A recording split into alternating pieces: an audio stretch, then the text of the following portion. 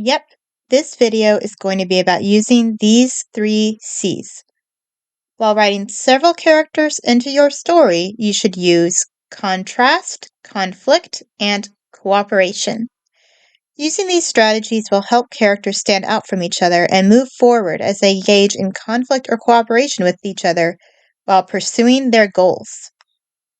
Some of you may be surprised I chose Nami as the subject of this series. She is, after all, not the main character of Netflix's adaptation of One Piece.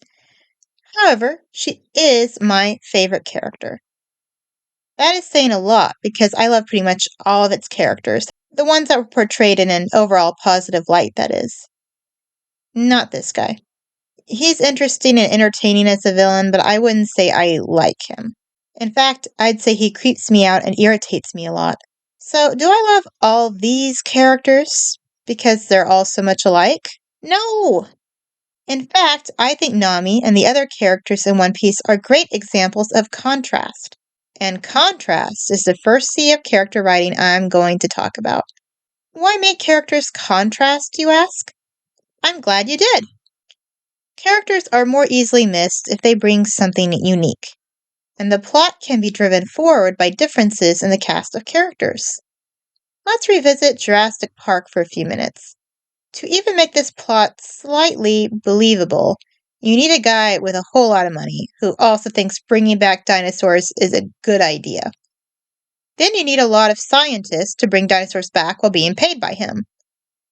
To explain how the brought back dinosaurs get loose, you need a disgruntled trader in charge of safety measures. Putting some cute kids in the mix makes the audience freak out more when the dinosaurs get loose. Making sure caring dinosaur experts are with the kids gives us hope they might get out alive. If you've seen this movie, you are probably already thinking about characters I didn't mention who also contributed to Jurassic Park's greatness. Are they interchangeable with any of the other characters mentioned? Do they not only have different expertises, but different viewpoints that bring about at least verbal conflict between characters in the movie? Do they have to cooperate at different times to all survive with their different skills? Yes? Excellent. Great accomplishments and stories are more believable when multiple characters with varying skills get them done together. Cooperation. Conflict is more believable when people with different viewpoints discuss what should be done while attempting to cooperate, or just have their goals conflict with each other. Conflict creates drama in a story. So, how do these things play out in One Piece? How does Nami contrast, cooperate, and get into conflict with others? She does quite a bit of all of that, just in episode 1, actually. Let's see how she contrasts with the protagonist, Luffy. Strictly on the surface, he's a brunette, and she's got bright orange locks. He's usually got a huge grin on his face. She usually smiles subtly or not at all. The third member of the party these two will pick up, Zoro, is tall while Nami is short, and he has bright green hair. Yes, really. This is an adaptation of an anime. With Luffy especially, though, there are even more extreme contrasts between his and Nami's personalities. In Nami's introduction I went over last episode, you might notice she is a planner. Luffy did have food supplies in, and a sail on the boat he was in during his introduction, but his boat also had a leak. He also crossed paths with pirates, but Nami steals her pirate's better, bigger boat, and Luffy leaves the boat of the pirates he spends time with in flames. Yes, really. Nami leaves her pirates alone, and Luffy leaves his accompanied by a new friend, Kobe. Luffy is spontaneous and optimistic, not to mention hungry. He also tends to tell others what's on his mind when he first meets them. In other words, he's usually genuine with others. Nami, as we saw in her introduction, is not.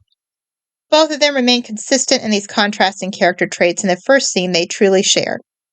Luffy is sitting at a table eating and talking to his new friend Kobe about different ways to achieve his goal, which is stealing a map. One idea he brings up on camera is grabbing a bird and getting it to fly him over the fort walls. Nami is lounging against a support beam with what appears to be an alcoholic drink in her hand, talking to no one until she is approached by a tall Marine who looks about her age. He asks if he can buy her another drink. She turns him down because He's too tall.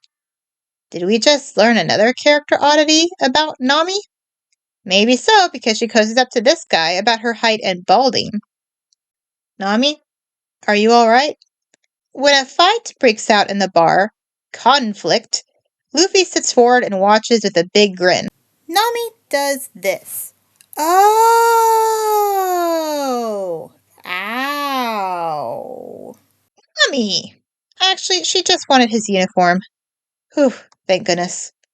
By the way, this explains the too tall thing she said earlier, and shows once more she is a planner.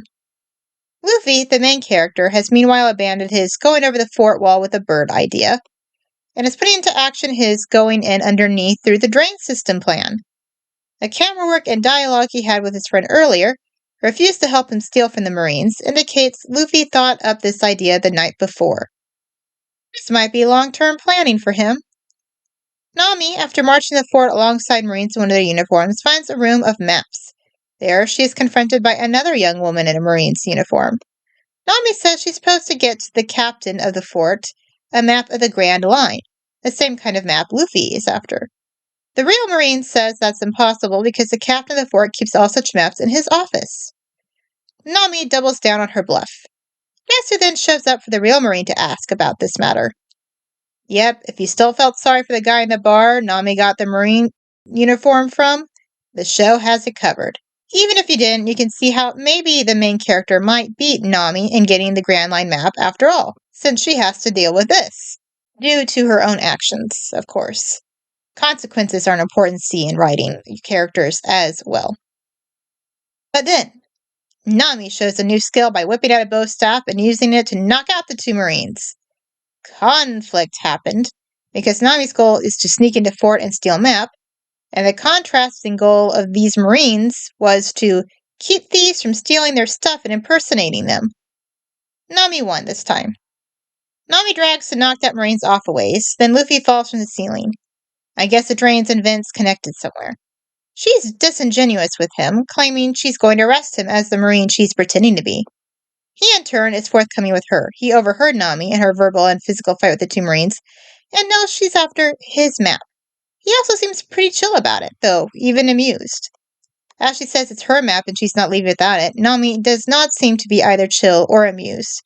She's definitely not, as Luffy walks off and puts his plan to get the map in action around the fort in the open. So if you're Nami, and your carefully thought out plan is crashed by an optimistic, honest newbie at stealing stuff, whose plan for getting your map is wandering around and peeking into rooms, what do? She becomes we pretty quickly. She tells Luffy we need a plan, engaging in a bit of verbal conflict with him. Then they practically run into Captain Axan Morgan, because he has an axe for a hand, because the show is based on an adventure anime. Nami lies with big eyes but an otherwise straight-faced Axan Morgan while playing on his ego. Luffy almost ruins things, but then follows her lead and lies a little better. So Axan Morgan moves on, and Nami reveals to Luffy she stole his keys. Luffy then compliments Nami sincerely. I don't think Nami has said more than a handful of sincere words to anybody yet. But Luffy goes on to sincerely tell her he thinks she should join his crew. Luffy has seemed really open to working with others. He offered to spawn his crew to a bird in his introduction scene. He escaped the bigger boat he got into with Kobe. And now he's working with Nami. Meanwhile, Nami has used other people to meet her goal, but she has not really included anyone until Luffy. And she replies to his offer by saying, I hate pirates. Hate them. Conflict. Luffy has spent a lot of dialogue in his first episode talking about how he loves pirates. Contrast. Also, Nami barely ever smiles. Luffy can't stop grinning, even when he's being pushed up against a wall and yelled at.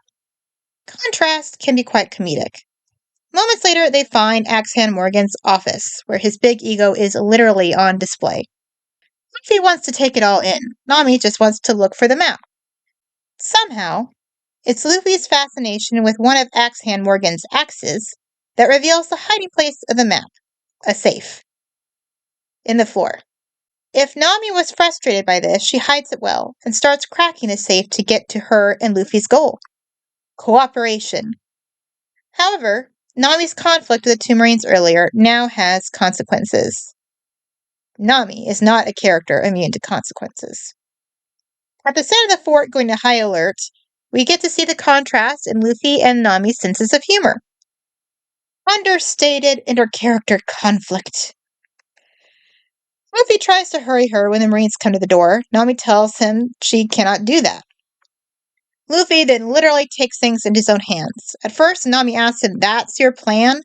Luffy answers in the affirmative. Then Nami sees another way she and Luffy are different. He has stretchy powers while she, well, doesn't.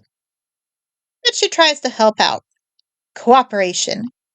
Maybe she now has a little faith in his plan, or maybe she's increasingly panicked and desperate. Either way, his plan and her help work too well.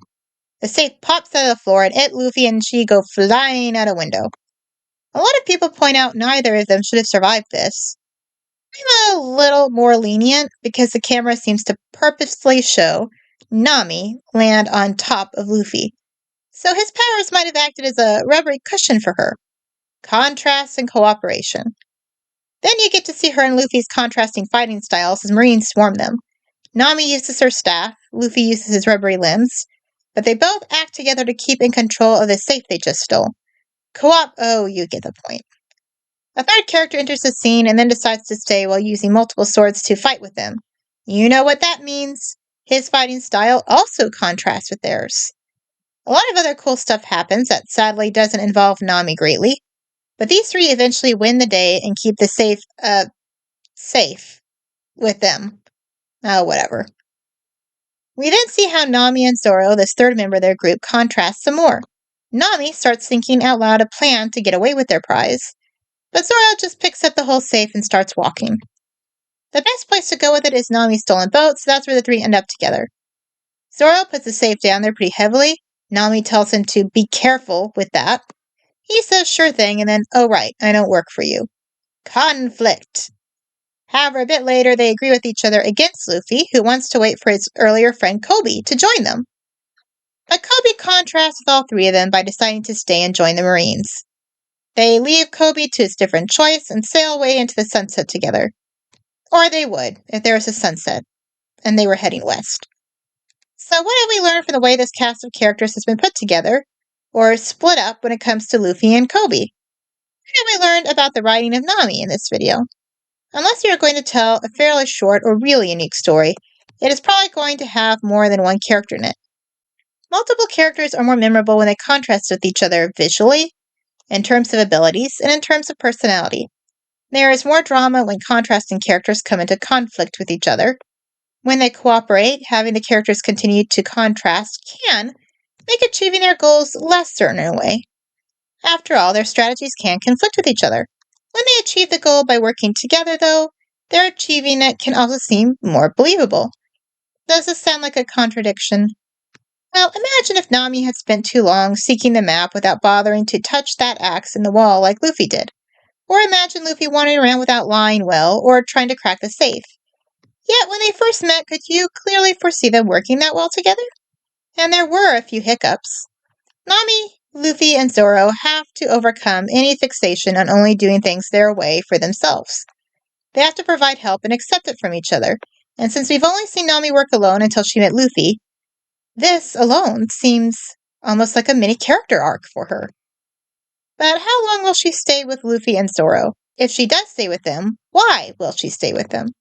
She can crack the safe with the map in it by herself, can't she?